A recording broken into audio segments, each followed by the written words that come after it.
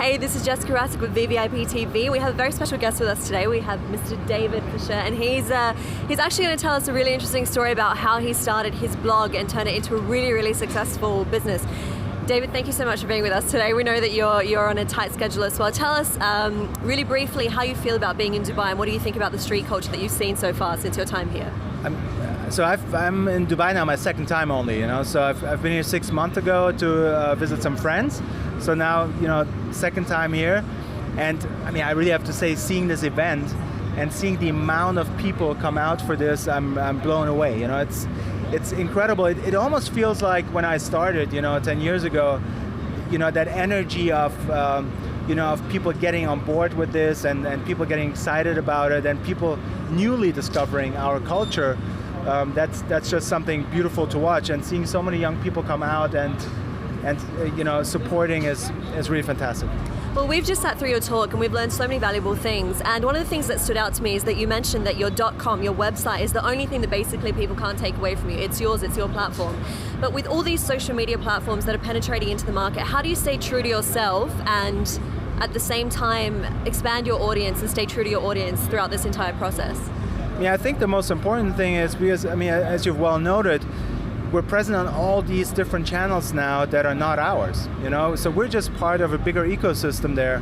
And so you really have to make sure that your voice is the same on all of them, so we need to keep the Highsnobiety voice on Facebook, we need to keep the Highsnobiety voice on Instagram and everywhere else, both visually and also literally. It's really key that you develop that voice and that you also push it out to all these sites, because otherwise, again, you're just one of a million squares in people's social media feeds. And I talk to our interns all the time, because I feel like they're the ones that are more at the pulse of things than anybody else in the office. They're like 18 years old, out and about. And so last year I asked one of them, and I was like, so tell me, where do you get your sneaker news? Because I always kind of want to know, okay, do they still get them from us? Do they get them from a competitor? Where do they get them, And then his answer was, so I get my sneaker news every day from Instagram. And I was blown away, I was like, okay, the reality is we're not competing with anybody else anymore. We're competing with Instagram. And so can we really compete with Instagram? No, we cannot, So that means that we need to be part of it while still keeping the Highsnobiety voice. And that's what we're trying to do every single day on all of these different platforms. With Instagram, though, it's got such a huge following from all around the world. So how do you actually stay relevant and capture the attention from people from different markets, say from Asia, from the Middle East, from Europe, and manage to get your message across to all these people and still keep them, as I said before?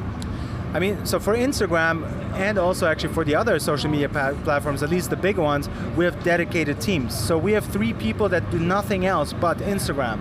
And so, they manage a contributor network globally that, sources images for our Instagram, original photography that we use on our Instagram. And we, of course, make sure that the content we provide is global, so we have a certain percentage of content coming from Asia, a certain percentage coming from the US, a certain percentage coming from Europe. So we reach our global audience. The type of image that we post, that it both performs well and is true to our voice and to our market. So, for example, on Instagram, architecture works really well. On Instagram, landscapes work very well. So how can we combine these trends with what we do? So you'll see a lot of pictures on Instagram on our feed, that combine sneaker culture with design and architecture. You'll see travel. So those things work better on Instagram than they do on Facebook. So on Facebook, you'll see more people shots, you'll see more celebrity, you'll see more video. So it's really key that we deliver the right thing for the right platform and also for a global audience. And that's really only possible through both a dedicated in-house team and a global editorial network. So with so much work that you have going on, and you mentioned that you have to be careful when you're promoting a certain product or talking about a certain product, and you mentioned about the voice. So what is the real voice and the real message behind Highsnobiety that you're trying to tell the people out there? It's a difficult question. I'm not sure I can really put it into words, but the truth is it's certainly not my voice, or not only my voice. So we're a team of almost 60 people now working on the website, and And it's a combination of all of that, It's and we have a team sitting in New York, a team sitting in Berlin, team sitting in Hong Kong, team sitting in LA, So, and we all work on this one global voice. And I mean, I'd say if I had to sum it up, it's really about, being innovative, being, ahead of the curve, and at the same time being true to yourself. Like that combination, the fusion of those two is, I think, what makes Highsnobiety what it is, and that's what people come to us for. Wanting to be ahead of the curve and being able to trust our voice. When we put our name, our stamp on something, people want to be able to say, okay, if they say it, then it's something real. And I think that's really important to us, that we really dig deep enough to get the real story behind brands, so that we can actually truthfully put our name behind it. And it's a mix of verification, like just saying, okay, this is cool, this is not cool, and also discovery.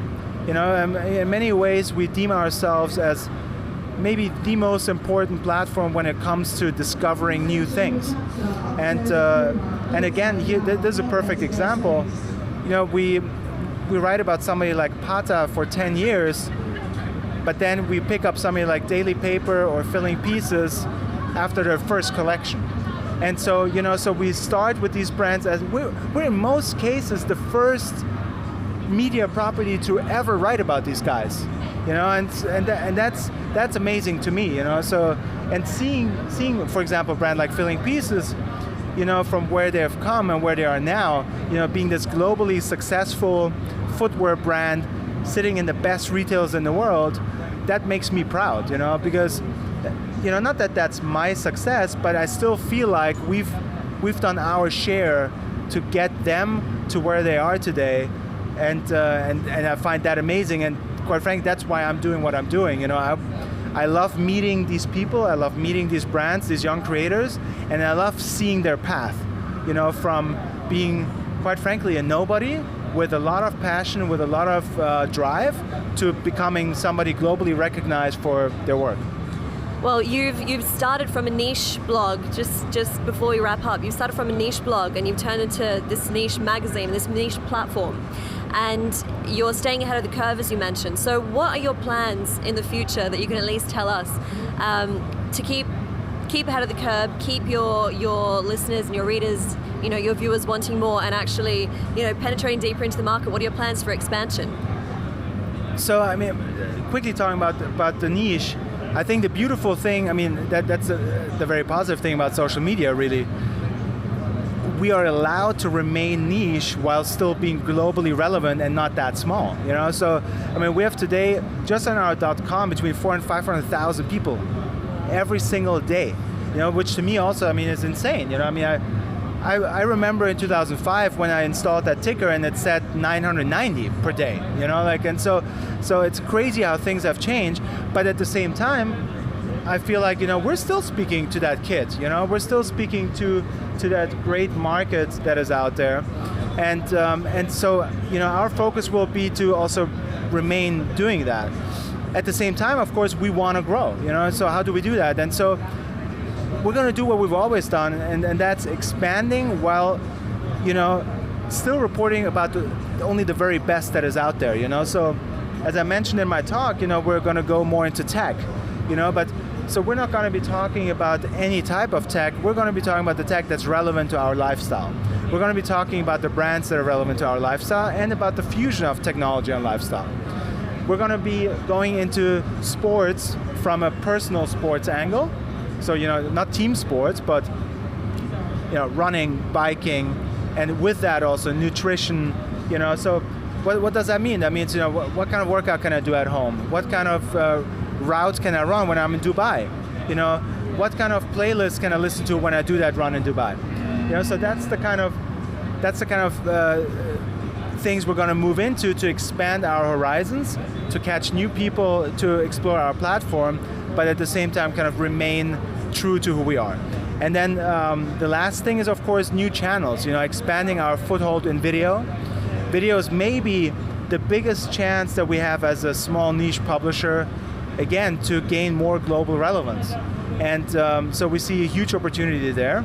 And so you're going to see a lot more there from us. Well, we're certainly looking forward to keeping up with Highsnobiety and seeing what's in the future. Thank you so much for your time. It was a pleasure, and we hope you enjoy the rest of your stay in Dubai.